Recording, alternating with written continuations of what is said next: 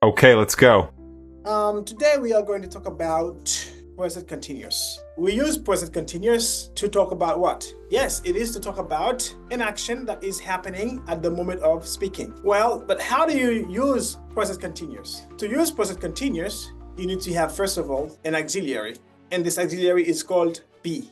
It's the first thing you need. And then you need a verb. The verb is usually used in base form. After that, you use ing. Okay? First, you need the subject, the verb to be, the main verb, ing, and a complement. So let's practice. For example, I can make a question saying, what are you doing? I am drinking some water. I am dancing. I am driving. What are you driving? I am driving a truck. What are you doing? The verb is read.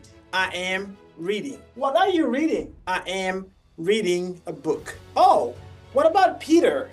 What's Peter doing? Peter is talking. Hello? Hi, how are you? And you, what are you doing? Are you working now? Are you studying English now? Are you driving your car now? Are you eating lunch? Are you now scrolling? Are you watching TV? What are you guys doing? Thank you so much. Don't forget to follow and share the video, please.